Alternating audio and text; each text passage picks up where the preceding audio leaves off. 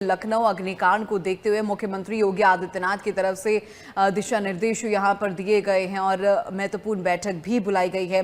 साथ ही साथ आपको जानकारी दे दें कि बेसमेंट में कोचिंग सेंटर पर सख्ती बरतते हुए ये बैठक बुलाई गई। तमाम दिशा निर्देश उनकी तरफ से दिए गए हैं। पूरे देश में चलाया जाएगा व्यापक फायर सेफ्टी ऑडिट। अस्पतालों, नर्सिंग होमों, मेडिकल कॉलेजों की जांच पड़ताल की जाएगी। तो बेसमेंट में कोचिंग और कमर्शियल एक्टिविटी पर पूरी तरीके से रोक लगाने के आदेश दिए गए हैं। मुख्यमंत्री योगी आदित्यनाथ की तरफ से दिशा निर्देश तमाम आला अधिकारियों को दिए गए हैं। और साथ ही साथ आपको ये भी जानकारी दे दे कि लखनऊ अग्निकांड के बाद से एक्शन मोड में प्रशासन पूरी तरीके से नजर आ रहा है। कानपुर, गोरखपुर, मेरठ समेत प्रदेश में 100 से ज्यादा कोचिंग सेंटर सील कर दिए हैं। तो बेसमेंट में भी कमर्शियल एक्टिविटी पर पूरी तरीके से रोक लगा दी है और इस अग्निकांड के बाद एक्शन मोड में प्रशासन नजर आ रहा है, क्योंकि 100 से ज्यादा कोचिंग सेंटर्स इस समय सील कर दिए गए हैं। कई ऐसे कोचिंग सेंटर्स हैं जो कि लंबे वक्त से संचालित है अवैध रूप से बिना एनओसी के, जिसके चलते ये बड़ी कार्रवाई की गई है। इन सभी कोचिंग सेंटर्स को सील कर दिया है। 100 से ज्यादा संख्या बताई जा रही है, यानी कि अभी आने वाले समय में और भी कोचिंग सेंटर्स, संस्थान हैं, वो सील किए जा सकते हैं। लेकिन इससे पहले पूरी चेकिंग की जा रही है प्रशासनिक अधिकारियों की तरफ से। सारे डॉक्यूमेंट्स चेक किए जा रहे हैं, उसके बाद है ये सील की कार्रवाई की जा रही है। तो 15 दिन में बिल्डिंग मालिकों से जवाब भी तलब किया है। तो एलडीए ने कई मानकों पर जवाब तलब किया। जवाब नहीं मिलने पर बिल्डिंग गिराई जाएगी, यानी कि नोटिस जारी कर दिया गया है। और ऐसे में 15 दिनों में जवाब देना होगा। अगर जवाब नहीं मिलता है तय समय के अनुसार, उसके बाद बिल्डिंग को गिरा दिया जाएगा। तो नोटिस भेजा जा चुका है बिल्डिंग मालिकों को और इसी के साथ ही आदेश मुख्यमंत्री योगी आदित्यनाथ की तरफ से दिए गए हैं। तो लखनऊ अग्निकांड को देखते हुए सीएम योगी ने पूरे प्रदेश में जन सुरक्षा को लेकर बड़ा फैसला लिया। मुख्यमंत्री ने वरिष्ठ अधिकारियों के साथ एक हाई लेवल बैठक के बाद कड़े दिशा निर्देश दिए हैं। सीएम योगी ने प्रदेश भर में मिशन मोड में व्यापक फायर सेफ्टी ऑडिट अभियान चलाने के दिशा निर्देश दिए। उन्होंने सभी जनपदों में अस्पतालों, नर्सिंग होमों, मेडिकल कॉलेजों, कोचिंग संस्थानों, शॉपिंग मॉल, सरकारी भवनों समेत अन्य भवनों में की जांच कर आवश्यक सुरक्षा मानकों का जांच की जाएगी। और उन्होंने कहा है कि किसी भी इमारत के बेसमेंट में अब कोचिंग सेंटर नहीं चलाया जा सकेगा। और इसी के साथ ही उन्होंने दिशा निर्देश भी दिए और कहा है कि किसी भी तरीके का व्यापार या फिर कारोबार करने पर भी रोक लगा दी गई है। इस आदेश को लागू करने के लिए सभी जिम्मेदार सरकारी विभागों को दिशा निर्देश दिए गए हैं।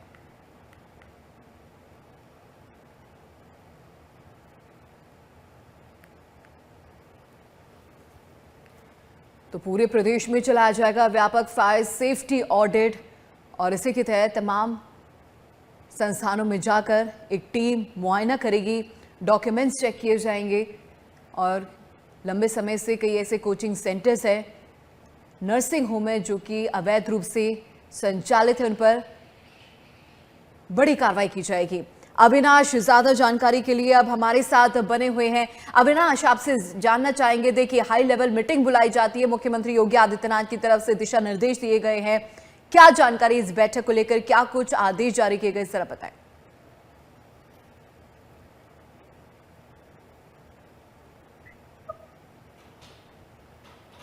अविनाश, मुझे आप सुन पा रहे हैं? तो तकनीकी कारणों के चलते संपर्क नहीं हो पा रहा, लेकिन लगातार संपर्क साधने की पूरी कोशिश की जा रही है। अपने सहयोगी से जानेंगे कि आखिरकार इस मीटिंग में क्या कुछ रहा, जो कि मुख्यमंत्री योगी आदित्यनाथ की तरफ से बुलाई गई थी और व्यापक फायर सेफ्टी ऑडिट चलाने के आदेश दिए गए हैं। अस्पतालों, नर्सिंग होमों, मेडिकल कॉलेजों की जांच पड़ताल होगी।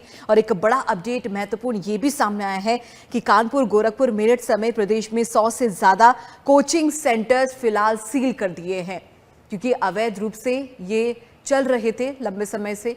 लेकिन अब ये बड़ी कार्रवाई की गई है और साथ ही साथ तमाम ऐसे बिल्डिंग मालिक हैं जिनके पास नोटिस भेजा जा चुका है, 15 दिन का समय दिया है, जवाब उन्हें तलब करना पड़ेगा। लेकिन अगर जवाब नहीं दिया जाता, उसके बाद बिल्डिंग गिराने की कार्रवाई यहां पर की जाएगी। तो सख्ती बरती जा रही है योगी सरकार की तरफ से। लंबे समय से ऐसे कई संस्थान हैं जो कि बिना परमिशन के चल रहे थे, बिना वैध दस्तावेज के चल रहे थे, और इसी कड़ी में ये बड़ी कार्रवाई की जा रही है। तो सख्ती बरती जा रही है। देखिए, अगर बात की जाए लखनऊ के अलीगंज स्थित कोचिंग सेंटर की, तो इस अग्निकांड में 15 लोगों की मौत और कई लोग घायल बताए जा रहे हैं। साथ ही साथ उसके ठीक कुछ समय बाद यानी कि कल आगरा स्थित एक कोचिंग सेंटर में भी इसी तरीके का घटनाक्रम हुआ। अविनाश, ज्यादा जानकारी के लिए हमारे साथ बने हुए। अविनाश, मेरी आवाज आप तक पहुंच रही है? जी अविनाश, जैसे कि लगातार हम देख रहे हैं कि जब से लखनऊ स्थित अलीगंज के कोचिंग सेंटर में जो अग्निकांड हुआ है, उसके बाद से एक्शन मोड में प्रशासन नजर आ रहा है। बड़े आदेश यहां पर दिए गए हैं सीएम योगी आदित्यनाथ की तरफ से। बैठक के दौरान क्या जानकारी और क्या कुछ अपडेट? देखिए, बिल्कुल साफ तौर पर लखनऊ जो अलीगंज में अग्निकांड हुआ था, उसके बाद मुख्यमंत्री योगी आदित्यनाथ पूरी तरीके से फायर हैं और सभी अधिकारियों को एक के बाद एक तलब कर रहे हैं और निर्देश दे रहे हैं कि अब जो है पूरे प्रदेश के अंदर एक अभियान चलाया जाएगा और जो भी मानकों के विपरीत बने हुए हैं उन पर सख्त कार्रवाई की जाएगी। इसके साथ जो कोचिंग है, होटल है, वहां पर अभियान के तहत ये चेक किया जाएगा कि उसमें फायर सेफ्टी की सुविधा क्या है। अगर किसी तरीके की इस तरीके की घटना होती है तो वहां से लोगों के निकलने की व्यवस्था क्या है, आग पर नियंत्रण करने के लिए क्या कुछ सभी जो चीजें हैं वो हैं। तो साफ है कि मुख्यमंत्री ने पूरे प्रदेश में ही ये अग्निशमन विभाग के जो अधिकारी हैं उनके साथ जब बैठक किया था कल, तो सख्त निर्देश दिया गया कि पूरे प्रदेश में इस अभियान के तहत इसको चलाया जाए और चेक किया जाए कि उनके पास फायर सेफ्टी की क्या व्यवस्था है। और फायर सेफ्टी के नाम पर एक बात साफ है कि उन्होंने ये भी कहा है कि फायर सेफ्टी के नाम पर किसी को प्रताड़ित भी ना किया जाए, किसी का उत्पीड़न ना किया जाए। लेकिन ये जो लखनऊ का अग्निकांड हुआ, इसके बाद एक सबक रूप लिया सरकार ने भी, और सरकार अब उसी पूरे पैटर्न पे काम कर रही है कि अब इस तरीके की जो घटना है आगे ना होने पाए, उसको रोकने के लिए जो व्यवस्थाएं अधिकारियों के जो जिम्मेदार अधिकारी होते हैं उनके कंधों पर होते हैं, तो उनको सख्त निर्देश दिया है कि अब जो है वो सख्ती के साथ अपनी जो ड्यूटी है उसको निभाएं। आज जब कल एलडीए यानी कि लखनऊ विकास प्राधिकरण के जो डीसी हैं उनको जब तलब मुख्यमंत्री ने किया था तो उन्होंने भी पूरे एलडीए की जो भ्रष्टाचार की फाइल थी वो मुख्यमंत्री को सौंपी है। उसमें करीब 18 ऐसे अफसर हैं जिन पर कार्रवाई का जो आश्वासन है वो हो सकता है। यानी कि साफ है कि 18 ऐसे अफसर हैं जिनके मिलीभगत से इस तरीके की बिल्डिंगों का निर्माण हो जाता है। अब वो लोग नोटिस चलता करते हैं ये बिल्डिंग अवैध है, लेकिन उसके बाद फिर अधिकारियों और बिल्डर की सांठगांठ होने के बाद उस बिल्डिंग का फिर निर्माण शुरू हो जाता है। तो कई बार इस तरीके की चीजें होती रहती हैं और फिर आखिरी में और अंत टाइम जो बिल्डिंग है वो पूरी बनकर तैयार हो जाती है और फिर इसी तरीके की जब घटना है वो हो जाती है। तो इसीलिए एलडीए डीसी ने कल पूरी फाइल जो है वो मुख्यमंत्री को सौंपी है। उसमें करीब 18 अफसर हैं जिनके चलते इस तरीके के निर्माण हो गए हैं। जो भ्रष्टाचारी थे उन्होंने बिल्डरों के साथ साठगांठ करके कभी कभी होता है कि बिल्डर जो होते हैं अधिकारियों को फ्लैट गिफ्ट कर देते हैं और इस तरीके के जो निर्माण है वो हो जाते हैं। राजधानी लखनऊ में भी कई ऐसी बिल्डिंगें हैं, कई ऐसी इमारतें हैं जो पिछले साल ही आपने देखा होगा कि करीब 83 यानी कि 83 बिल्डिंगों को कोर्ट द्वारा। लेकिन अविनाश, इसी मिली भगत का कहीं ना कहीं खामियाजा जो है आम जनता भुगत रही है, ये छात्र भुगते हैं। जैसे कि हमने देखा कि जिस तरीके से लखनऊ के अलीगंज में जो अग्निकांड होता है उसमें 15 लोगों की मौत की खबर सामने आई है, तो इसी मिली भगत का असर यहाँ पे देखने को मिला है, खामियाजा भुगतना पड़ रहा है। लेकिन एक सवाल और है यहाँ पर अविनाश, आपसे जानना चाहेंगे, जब आदेश दिया गया 2016 की अगर बात करें कि बिल्डिंग को गिरा देना चाहिए, उसकी कंडीशन उतनी अच्छी नहीं है, तो उस समय ये कार्रवाई क्यों नहीं की गई? क्यों, क्या कुछ वजह रही उसके पीछे? जैसा कि मैंने आपको पहले बताया कि ये जो अफसर होते हैं, एलडीए के जो अधिकारी होते हैं, उनकी बिल्डरों के साथ साठगांठ होती है।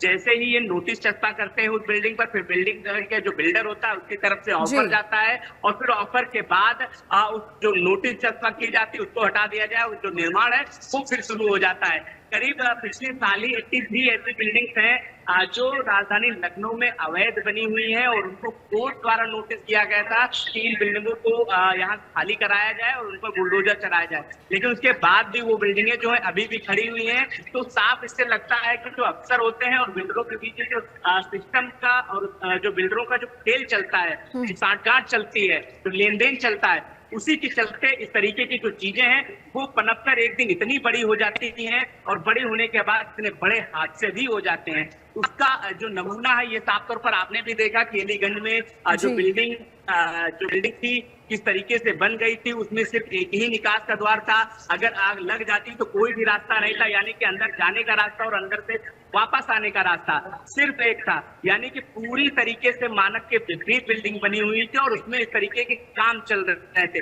3 फ्लोर की बिल्डिंग थी। तो साफ है कि ये अगर अधिकारियों की मिलीभगत नहीं तो इस तरीके का निर्माण कैसे हो गया। 2016 में इसको गिराने का निर्देश दिया गया था, फिर 2016 हो गया, यानी कि 10 साल हो गए अभी तक, यानी कि साफ है कि 10 साल हो गए हैं और अभी तक उस बिल्डिंग का किसी अधिकारी ने संज्ञान नहीं लिया। तो साफ है कि अधिकारियों की तो बिल्डरों के साथ साठ-गांठ रहती है, इसीलिए इस तरीके की जो बिल्डिंगें हैं वो बनकर तैयार हो जाती हैं, बनने के बाद संचालित भी होती रहती हैं और इसी बड़े हादसा हुआ है तरीके का बड़ा। बिल्कुल बिल्कुल अविनाश, और इसी के चलते ये बड़ा घटनाक्रम हुआ जिसमें 15 लोगों की मौत हो चुकी है, भारी संख्या में छात्र छात्राएं भी शामिल थी और कई लोग घायल हैं। लेकिन बहुत बहुत धन्यवाद इस तमाम जानकारी को यहाँ पर साझा करने के लिए, और एक खबर पर नजर बना के रखेगा, पल पल की अपडेट आपसे लेते रहेंगे।